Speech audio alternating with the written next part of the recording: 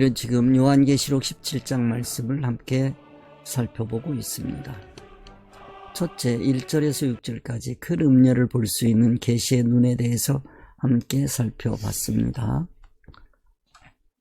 두 번째, 음녀의 비밀과 상징에 대해서 함께 살펴봤고요. 세 번째,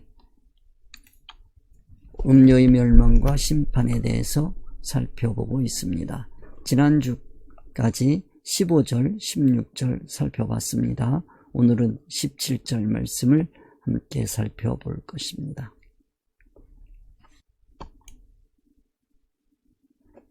요한계시록 17장 15절에서 18절 함께 봉독하겠습니다. 또 천사가 내게 말하되 내가 본 바 음녀의 앉은 물은 백성과 무리와 열국과 방언들이니라.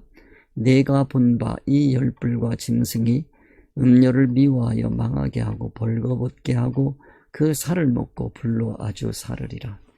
하나님이 자기 뜻대로 할 마음을 저희에게 주사 한 뜻을 이루게 하시고 저희 나라를 짐승에게 주게 하시되 하나님 말씀이 응하기까지 하심이니라. 또 내가 본 바 여자는 땅의 임금들을 다스리는 큰 성이라 하더라. 우리는 지난주에 16절 말씀 함께 살펴봤는데요. 내가 본 바 이 열불과 짐승이 음녀를 미워하여 망하게 하고 벌거벗게 하고 그 살을 먹고 불로 아주 사르리라 하는 이 말씀은 나타난 모습이 그렇다는 뜻은 아닙니다. 이거는 계시적으로 하나님께서 보시니 그런 모습이라는 뜻입니다. 실제로 우리가 관찰할 수 있는 모습은 전혀 반대의 모습일 수 있습니다. 이 음녀가 음녀로 보이지 않고 아주 성숙한 정절이 깊은 그런 여자라고 생각될 수 있는 그런 모습을 하고 있다고 하는 것도 알아야 되겠습니다. 그래서 내가 본 바 이 열불과 짐승이 음녀를 미워하고 망하게 하고 벌거벗게 하고 그 살을 먹고 불로 아주 사르리라. 이건 우리가 육신의 눈으로 관찰할 때 보이는 모습이 아닙니다. 이거는 영적인 눈이 뜨여졌을 때 관찰될 수 있는 그런 모습이다. 즉 요한이 천사의 계시의 말씀을 듣고 이 교회의 모습을 보니까 교회의 모습이 이렇더라는 겁니다. 그러니까 이거는 교회에 나타난 모습이 아니고 교회가 아주 화려하고 아름답고 그리고 신앙이 깊은 모습으로 나타났는데, 그런데 그 이면으로 들어가서 하나님의 눈으로 교회를 관찰해 보니까 그거는 음녀를 미워하는 거고 망하게 하는 거고, 지난주 말씀드렸습니다. 이거는 세상 개념에서 미워하는 것이 아니고 세상으로는 사랑하는 것 같이 보이지만 실상은 천국에서는 미워하는 거고, 세상에서는 흥하게 하는 것 같지만 그거는 천국에서는 망하게 하는 모습이다 하는 것을 말씀을 드렸습니다. 그리고 벌거벗게 하는 것이다. 벌거벗는다는 것은 수치스러운 모습이라고 말씀을 드렸습니다. 그런 걸 여러분들이 생각을 하셔야 됩니다. 그러니까 실제로 벌거벗은 모습이 아니에요. 이거는 아주 웅장하고 아주 멋진 모습인데 그게 창피한 모습이다. 아주 정난한 모습이다. 수치스러운 모습이다.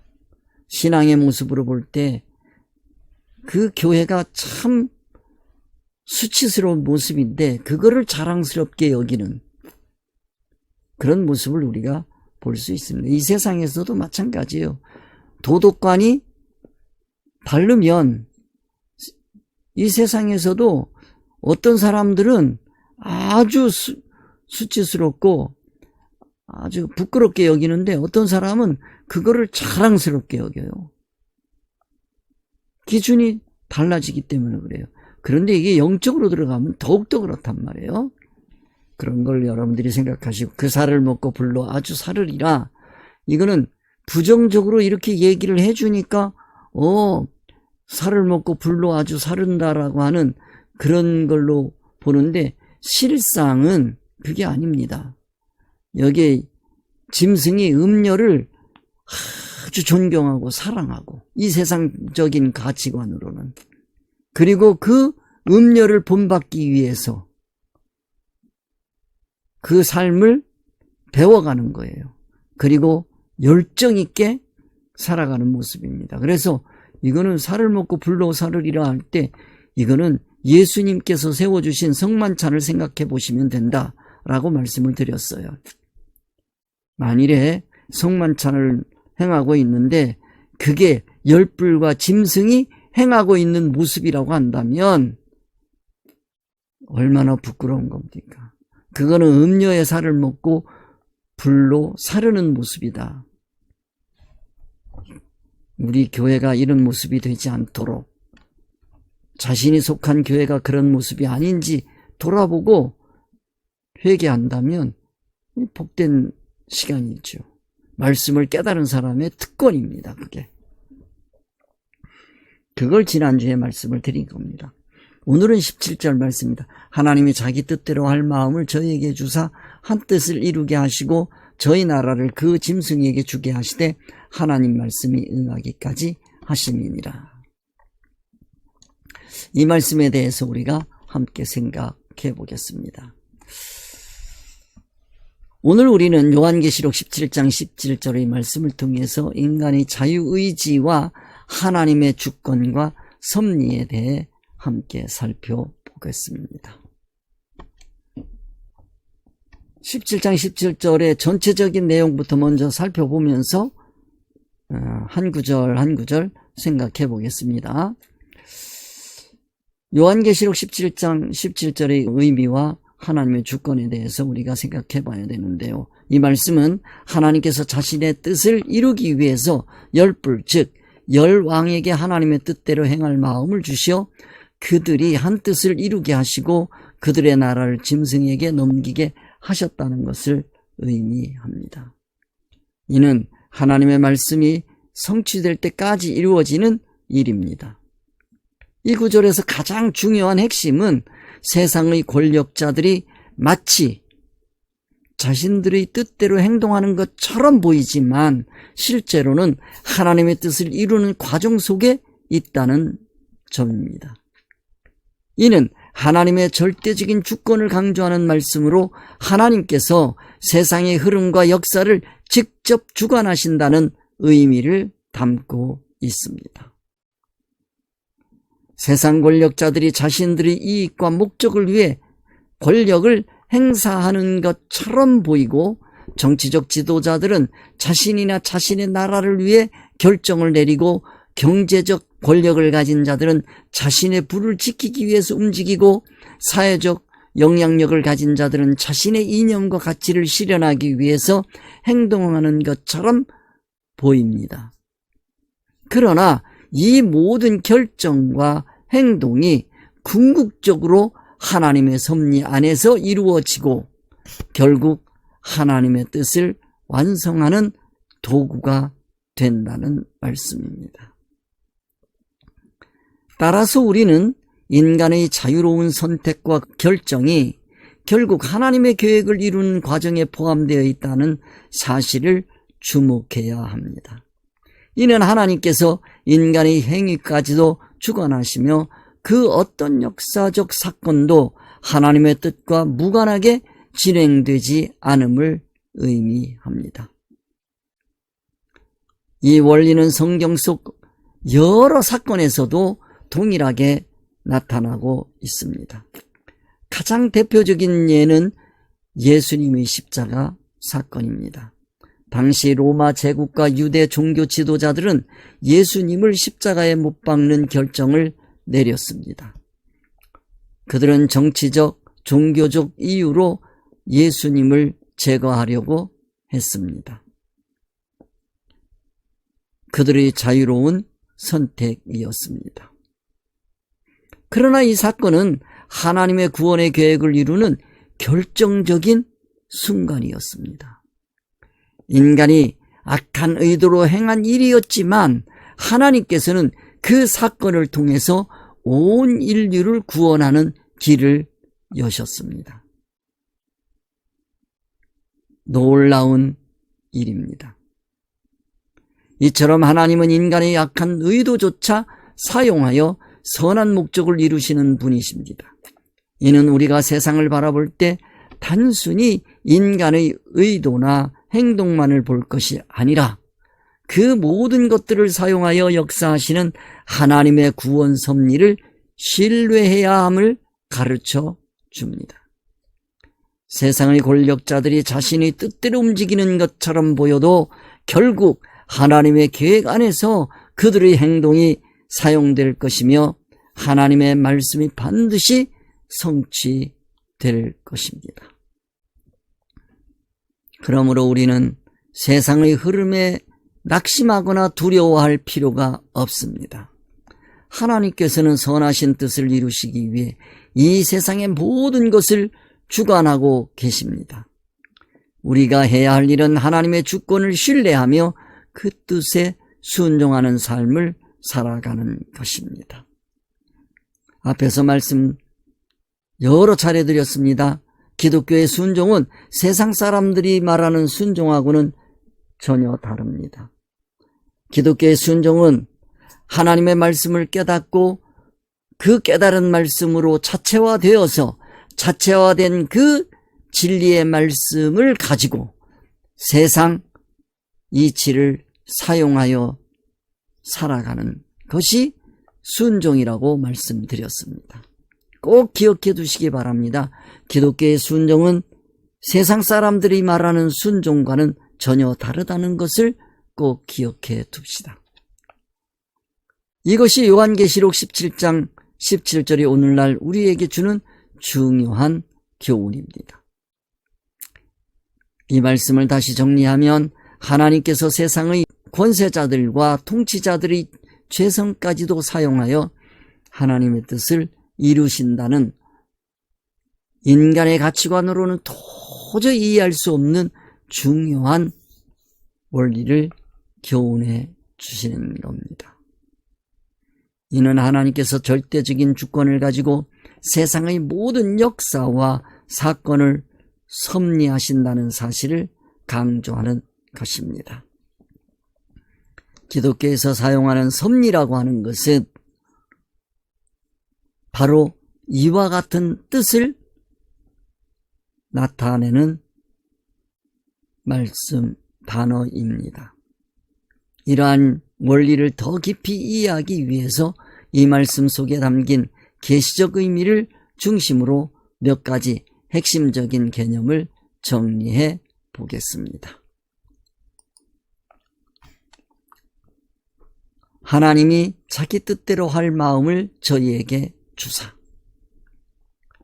이 표현은 세상의 권력자들이 단순히 자신의 욕망과 이해관계에 따라 행동하는 것처럼 보이지만 사실은 하나님의 계획 안에서 움직이고 있음을 나타냅니다.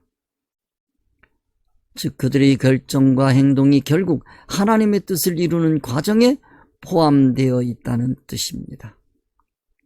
이는 하나님께서 인간의 자유의지를 침해하시지 않으시면서도 인간의 자유의지를 사용하셔서 하나님의 자녀들의 구원을 이루시는 하나님의 절대적인 주권이 행사되는 것을 보여주십니다. 특히 여기서 그들은 열불과 짐승을 가리키며 그들은 타락한 종교 체제를 심판하는 역할을 맡고 있습니다. 그러나 중요한 점은 그들의 행동이 선하거나 의로운 것이 아니라는 점입니다. 오히려 그들은 피조물이 가진 숙명적인 세상에 대한 탐욕과 야망에 의해서 움직이지만 하나님께서는 그러한 악한 세력조차도 사용하여 자신의 구원 계획을 이루십니다. 이것은 성경 전체에 걸쳐 반복되는 원리입니다. 하나님께서는 창조 목적인 구원을 이루시려는 뜻을 대적하는 피조물들이 숙명적인 악한 생각과 계획조차 자신의 계획을 이루는 도구로 사용한다는 것입니다. 피조물들은 본능적으로 이 세상에서 성취하려고 하는 목적들을 다 가지고 있습니다. 예를 들어 바벨론은 이스라엘을 심판하는 도구로 사용하셔서 그 심판을 통해서 이스라엘이 구원받는 길을 여셨습니다. 예레미야서 25장 9절 말씀을 참조하시기 바랍니다. 로마 제국과 유대 종교 지도자들은 예수님을 십자가에 못 박았지만 이를 통해서 하나님의 구원 계획이 완성되었습니다. 사도행전 2장 23절 말씀을 참조하시기 바랍니다. 결국 세상의 권력자들은 자신의 뜻대로 행동하는 것 같지만 그들의 모든 결정과 행동은 하나님의 섭리 안에서 진행되며 궁극적으로 하나님의 뜻을 이루는 과정에 포함됩니다. 이는 우리가 역사를 바라볼 때 단순히 인간의 의도와 행위만을 볼 것이 아니라 그 모든 것을 초월하여 역사하시는 하나님의 계획을 신뢰해야 함을 가르쳐 줍니다. 두 번째, 한 뜻을 이루게 하시고. 기독교 신앙에서 우리가 가져야 할 가장 중요한 마음가짐은 하나님과 한 뜻을 이루는 것입니다. 하나님께서 가지신 뜻은 오직 하나, 바로 구원입니다. 하나님께서는 이 세상을 창조하신 순간부터 지금까지 그리고 영원까지 구원의 역사를 이루어 가십니다. 그분께서는 이보다 더 중요한 뜻이 없습니다. 그러므로 우리 역시 구원 외에 다른 뜻을 가질 필요가 없습니다. 가져서도 안 됩니다. 기독교인이 다른 어떤 것을 가지고 있다면 그거는 하나님을 믿지 못하는 것입니다. 우리의 신앙과 삶의 방향을 언제나 하나님의 구원 계획과 일치시켜야 합니다. 우리의 생각과 목적이 하나님과 같은 뜻을 가질 때 우리는 비로소 참된 믿음의 길을 걸어갈 수 있습니다. 사랑하는 여러분, 하나님께서는 우리의 삶을 주관하시며 그분의 위대한 구원 계획을 이루고 계십니다. 요한계시록 17장 17절에서 말씀하신 한 뜻을 이루게 하시고 라는 표현은 단순한 성도에게 일어나는 모든 사건은 우연이 아니라는 표현입니다. 인간이 생각할 때는 우연히 일어나는 것 같지만 그건 하나님께서 동원하신 사건이라는 겁니다. 목적은 하나님의 오직 한 뜻을 이루기 위해서 동원하셨다는 것입니다. 그 동원하시는 활동을 우리는 섭리라고 그렇게 말합니다. 이것은 하나님께서 정하신 구원의 계획이며 그분의 절대적인 주권 아래 이루어지는 놀라운 역사입니다. 우리의 삶을 돌아봅시다. 때로는 우리가 이해할 수 없는 일들이 일어나고 예상치 못한 어려움이 찾아옵니다. 그러나 하나님께서는 이러한 모든 사건과 환경을 통해 그분의 한 뜻을 이루고 계십니다. 성도의 삶에서 일어나는 모든 과정은 결코 우연이 없습니다. 오히려 하나님께서 철저히 계획하시고 주관하시는 구원을 향한 필연적인 여정인 것입니다. 하나님께서는 우리가 하나님의 온전한 성품을 닮아가도록 모든 상황을 사용하십니다. 우리가 말씀을 깨닫고 실천하는 과정에서 겪는 기쁨과 슬픔, 성공과 실패, 만남과 이별, 이 모든 것이 하나님의 섭리 속에서 진행됩니다.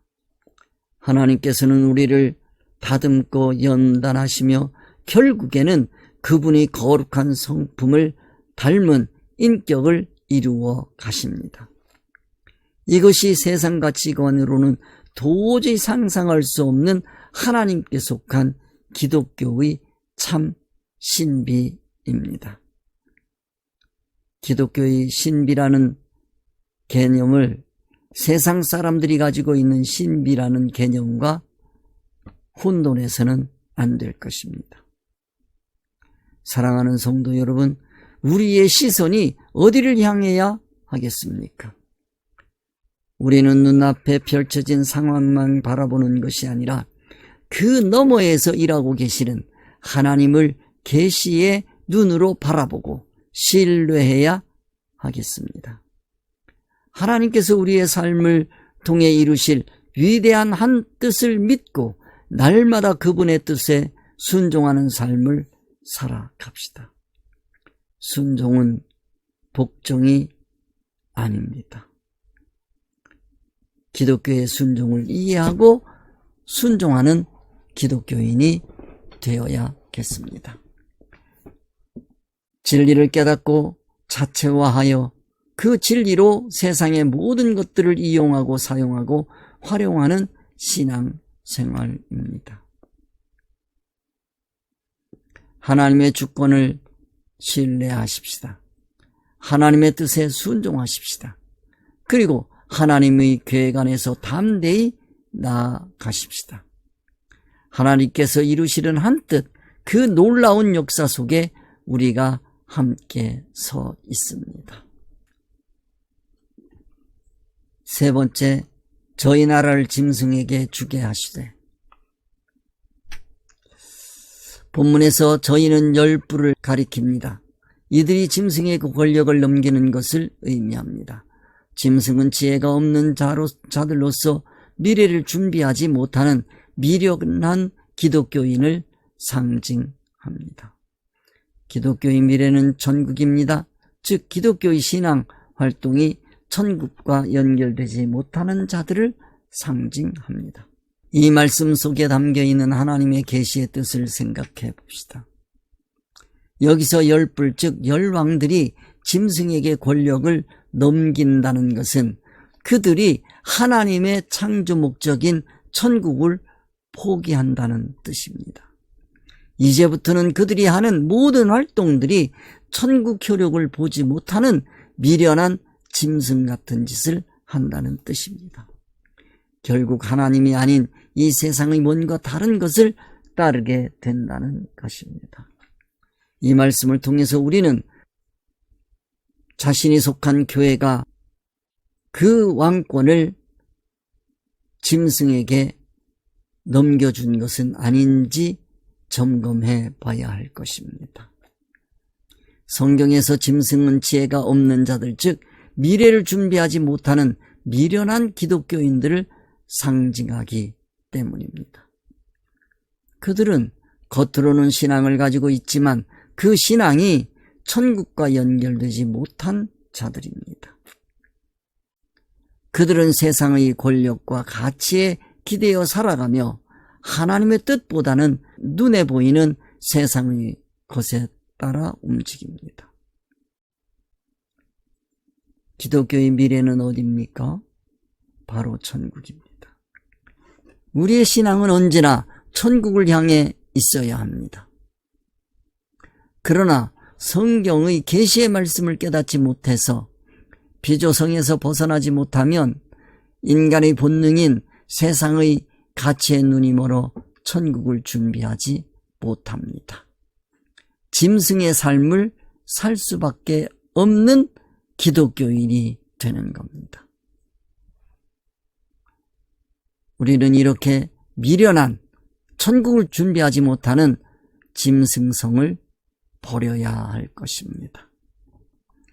결국 짐승과 같이 미련한 기독교인이 될 수밖에 없습니다. 성도 여러분, 우리는 결코 짐승과 같은 미련한 자들이 되어서는 안 되겠습니다. 하나님께서 우리에게 주신 믿음은 세상의 가치에 굴복하기 위한 것이 절대로 아닙니다.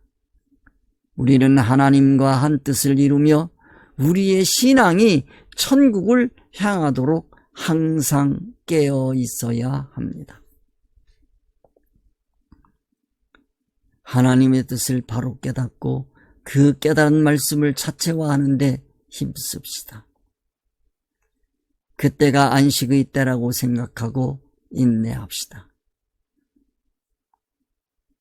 이것이 십계명에서 말씀하시는 안식을 지키는 신앙인입니다. 깨달은 말씀을 자체화하지 못하면 그 사람은 짐승과 같은 사람입니다. 말씀을 깨닫고 자체화되지 못하면 육에서 멈추는 신앙이 됩니다. 안식 없이 육, 안식 없이 육, 안식 없이 육, 그 육으로 계속된다면 그게 666의 사상이 되는 겁니다. 그것이 짐승의 수라고 말씀드렸습니다. 안식을 거쳐서 7의 신앙으로 바르게 서십시오. 안식일을 지키는 신앙인이 되십시다. 그리하여 안식을 지나고 안식 후 첫날 부활의 새날이 이루어지는 그런 날이 되어야 되겠습니다.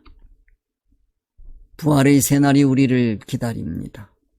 하나님의 나라를 짐승에게 넘기는 어리석음을 범하지 맙시다. 천국을 소망하며 하나님과 함께 부활을 준비하며 걸어가는 성도가 됩시다. 이것이 하나님께서 우리에게 주시는 말씀입니다. 4. 하나님의 말씀이 응하기까지 하심이니라. 이 말씀에 대해서 생각해 보겠습니다. 앞에서 살펴본 이 모든 과정이 이루어지는 이유는 결국 하나님의 예언과 말씀이 성취되기 위함입니다. 인간의 역사 속에서 벌어지는 정치적, 종교적 변동들은 우연이 아닙니다. 하나님께서 정하신 계획대로 이루어지고 있는 겁니다. 결국 악한 세력들은 하나님께서 정하신 때가 되면 자신이 자유의지로 선택하고 행한 그 신앙 활동 때문에 마지막 심판을 받게 될 것입니다. 그 마지막 심판에 이르기 전에 말씀을 깨닫고 깨달은 말씀을 기준으로 회개하고 진리의 사람이 되는 길로 돌이킨다면 그는 복된 사람입니다. 여러분 모두가 만일에 말씀을 깨닫고도 짐승의 삶에 연연해 있다고 한다면 그 삶은 결국은 자신의 의지로 선택한 그 모든 세상들이 마지막 날에 선택의 심판의 대상이 된다고 하는 것을 기억하십시다. 참 비참한 기독교인이 되는 겁니다. 이 세상을 소원하고 목적하고 그리고 간구하고 기도한 그 모든 것들이 이루어졌다 하더라도 이 세상에서는 행복할지 모르지만 천국에서는 비참한 사람이 되는 것입니다. 그게 짐승 같은 사람인 겁니다. 하나님의 말씀이 반드시 성취됩니다. 당신 안에 있는 그 진리를 하나님께서 사용하실 때 당신은 복된 사람입니다. 그러나 당신 안에 있는 임시 세상 소원 목적을 행하도록 버려둔다면 당신은 짐승 같은 사람이 됩니다. 신앙인으로서는 그보다 더 불행한 사람이 없습니다. 하나님의 말씀이 반드시 성취됩니다. 하나님의 말씀이 응하기까지 하심이니라 하는 말씀을 꼭 기억합시다. 이 말씀은 하나님께서 계획하신 모든 일이 반드시 이루어진다는 절대적인 진리를 선포하고 있습니다. 오늘 귀에 있는 여러분들이 이 말씀을 듣고 복된 길로 나아가시기를 주님의 이름으로 축원드립니다. 세상을 둘러보면 정치적 변화, 사회적 혼란, 종교적 타락이 끊임없이 반복되고 있습니다. 그러나 우리는 기억해야 합니다. 이 모든 것이 결코 우연이 아니라 하나님의 계획 안에서 이루어지고 있다는 사실입니다. 세상 역사의 흐름 속에서 일어나는 크고 작은 사건들은 하나님의 예언과 말씀이 성취되는 과정입니다. 이 말씀을 꼭 기억하셔서 이 말씀을 통해서 여러분들이 신령한 천국의 복으로 복된 자로 채워지는 귀한 시간이 되시기를 주님의 이름으로 축원드립니다. 예를 많이 들어드리면 여러분들이 도움이 되겠지만 자칫 잘못하면 여러분들이 듣고 있는데 교회를 비판하는 것 같은 그와 같은 인상이 주어지기 때문에 그런 건 여러분들이 삶 속에서 신앙생활 속에서 적용하셔서 이 말씀을 기준으로 해서 여러분의 삶이 복된 삶이 되시기를 주님의 이름으로 축원드립니다. 수고하셨습니다.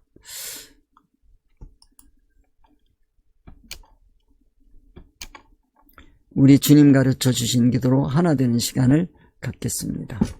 하늘에 계신 우리 아버지여, 이름이 거룩히 여김을 받으시오며 나라에 임하옵시며 뜻이 하늘에서 이루어진 것 같이 땅에서도 이루어지이다. 오늘날 우리에게 일용할 양식을 주옵시고 우리가 우리에게 죄 지은 자를 사하여 준 것 같이 우리 죄를 사하여 주옵시고 우리를 시험에 들게 하지 마옵시고 다만 악에서 구하옵소서. 나라와 권세와 영광이 아버지께 영원히 있사옵나이다. 아멘.